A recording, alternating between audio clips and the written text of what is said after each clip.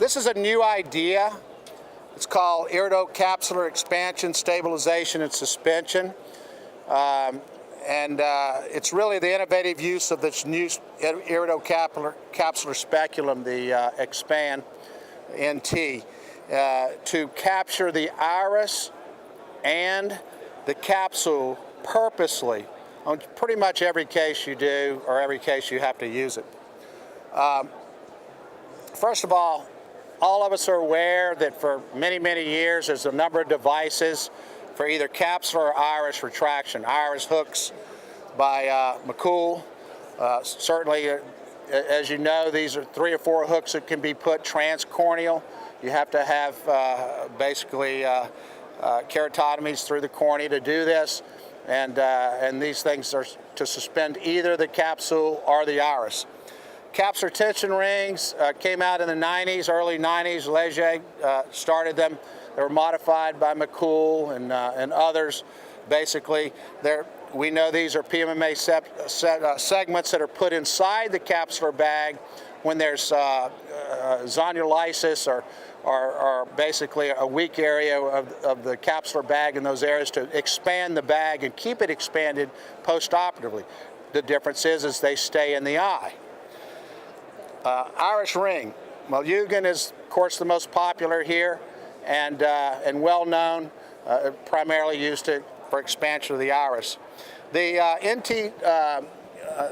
the iris speculum was invented by Ron Dykes, conceptualized and invented and worked. A lot of people, a lot of surgeons came on, like Daniel Bregman, other people like that used it early on. And basically, initially was started as a competition to the iris ring.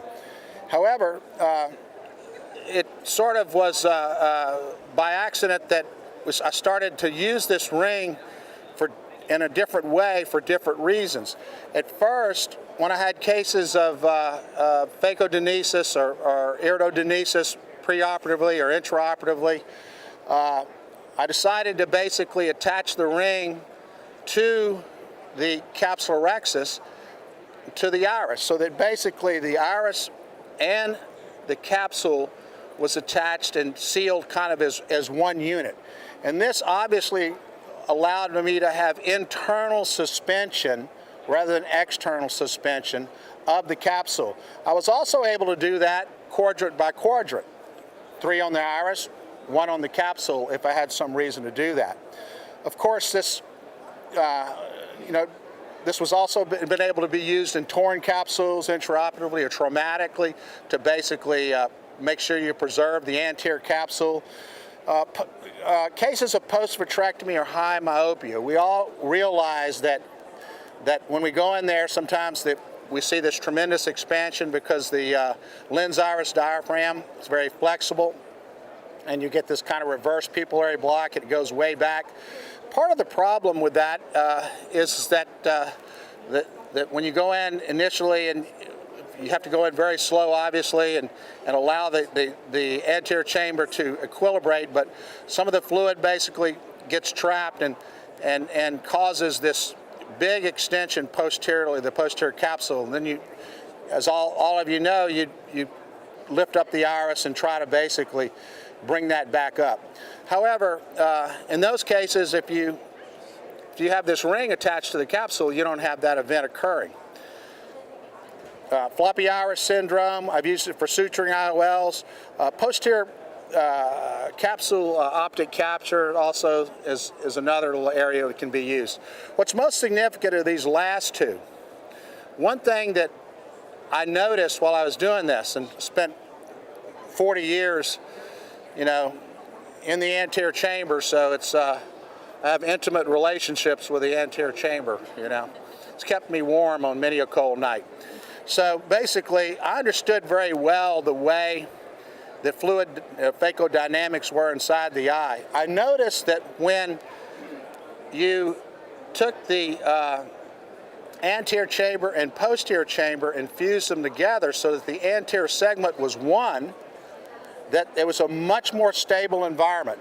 We know that the phaco and IOL isn't designed, because there's fluid that goes underneath the capsule. We see little bits of of cortical material floating in the anterior vitreous. We know that if we close that space off and create one chamber, that it makes the anterior chamber much more stable. And that's why sometimes in cases in which you think maybe I've broken a capsule and all of us have been there, part way through, we're kind of like, I don't know, things aren't moving like they should be moving. I make sure that that I either put this on the iris, if I don't have it in, I put it on the capsular rhexis and the iris, even if it's dilated, or if it's on the iris already, I take it off the iris and I hook those together, because it stabilizes the anterior chamber tremendously.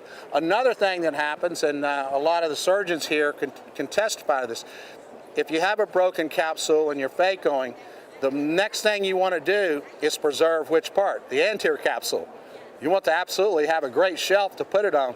And there's many times some of us have done that, tried all the tricks, made sure that nucleus didn't go back and do this and get out, only to find out that we've also dinged the anterior capsule during the process of this lengthened surgery. So basically, as you can see, with the capsule protected underneath the iris, it really gives it's a great way to prevent from dinging the capsule there.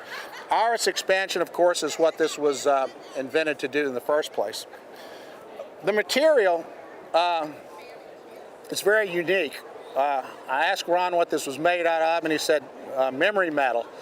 And nitinol, basically, if you can deform it, and if you look it up on the Google, they'll have all these little toys you can make out of it, and basically it comes back to its original shape. It's been in the human, it's very biocompatible in the human body. It's the stuff that heart stents are made out of. And the ring that was designed is, I think, maybe the smallest device that these people who've worked with this metal have ever actually designed. It has an internal diameter of 6.7 millimeters with NT expand. We have created a smaller one as well. I'll talk about that in a minute. External diameter of 8 millimeters. As you can see, it's very thin. It's very low profile, so there's not a problem going in and out of the eye. The most significant thing, however, is totally compressed, and I'll show you why this is significant otherwise in a minute. When totally compressed, the maximum gram force that it exhibits is only 3 grams. So, modifications, we made it a little bit smaller. We have a 6.25, I think now we're down to. We have a 6.25 because I think once we start moving to an irido-capsular capture the whole time, then we'll be able to move down to smaller capsular rhexis to be able to capture with a stretch. When you look at capsular and zonular resistance to disruption, it's important to know a lot of that you know a lot of things about the anterior capsule. Anterior capsules have been mapped for 100 years. We know the thickest is in the center, right, anteriorly. 11 to 14 microns, goes to about 9 microns at the mid-periphery. But when you come around the back, it goes down to an average of 4 microns for the capsule. It's been reported as small as 0.6 microns. So sometimes the posterior capsule can be extremely thin. The capsular strength decreases with age. Capsules can tolerate about, if you're INA, tolerate 200 millimeters of suction basically without breaking, and up to 3 millimeters of zonular stretch, which is a lot of stretch of the zonules.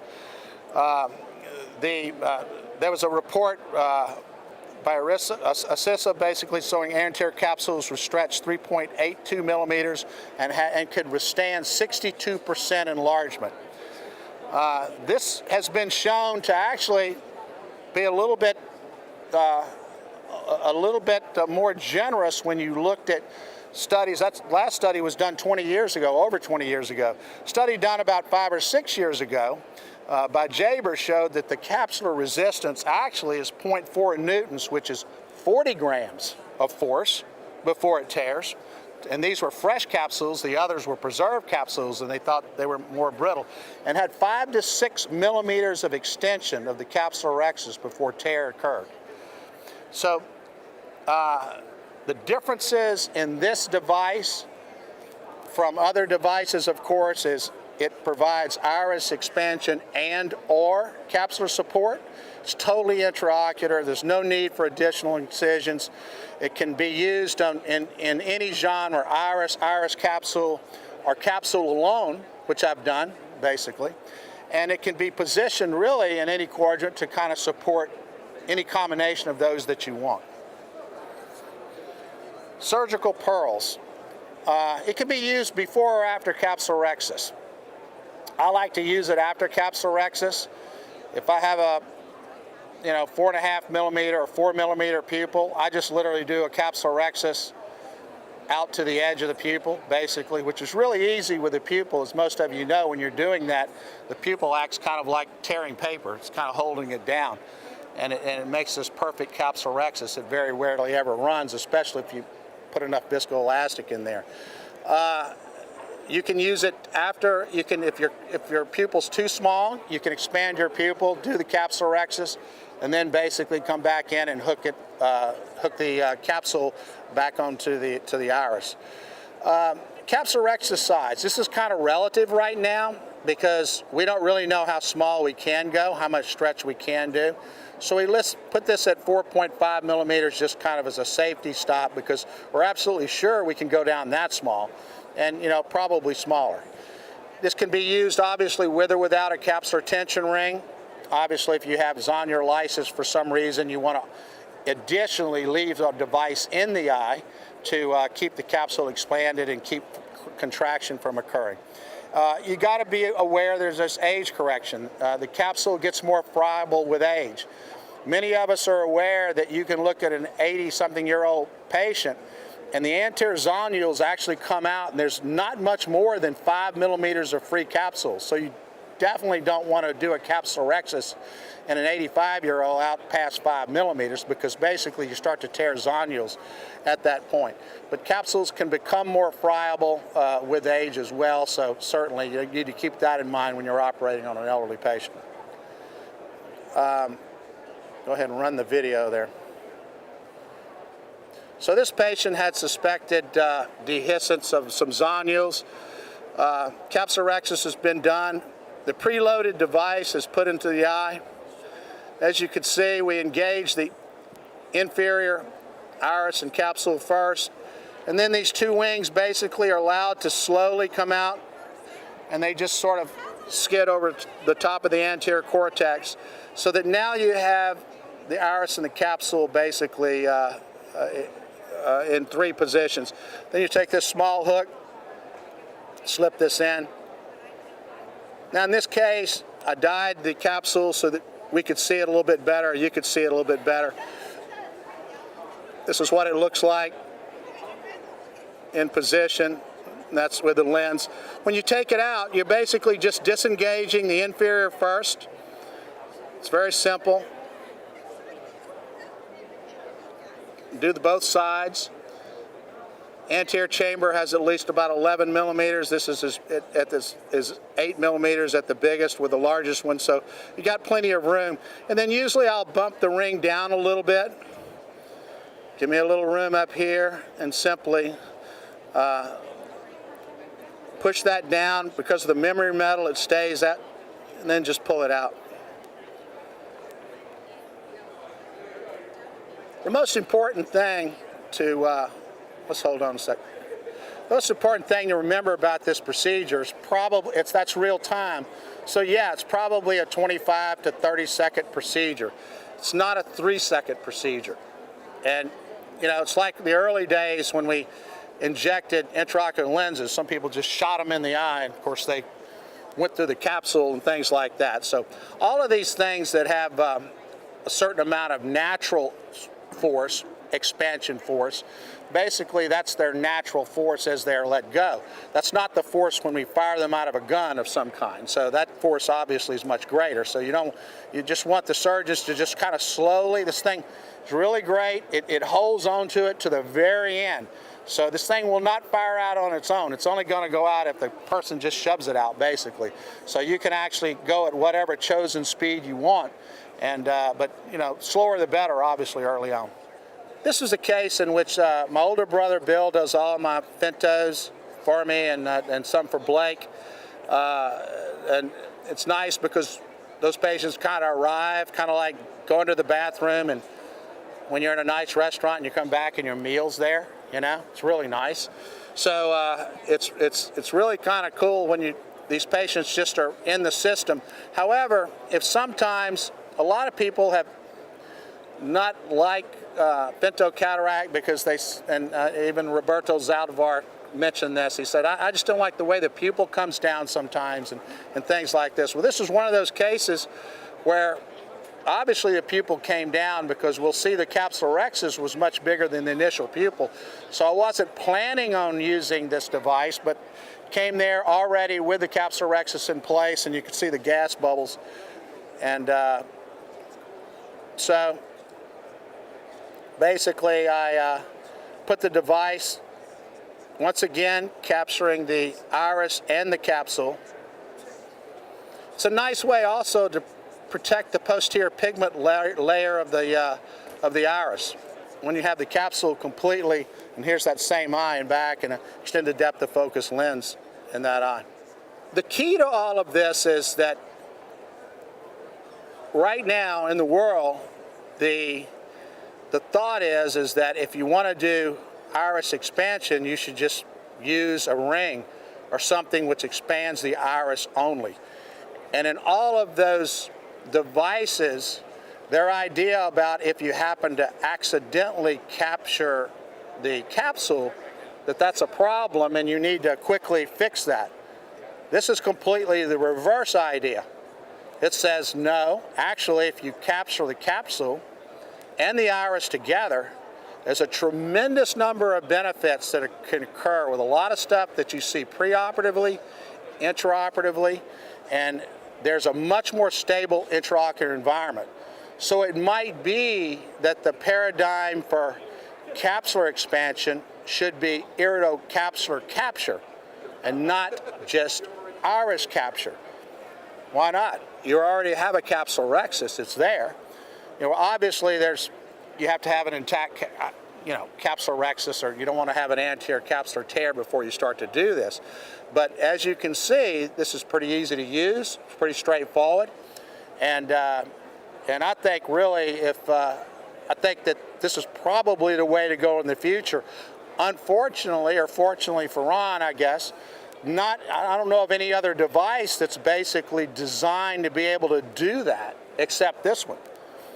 Most of the others don't do well in trying to capture both the capsule and the iris and expand it.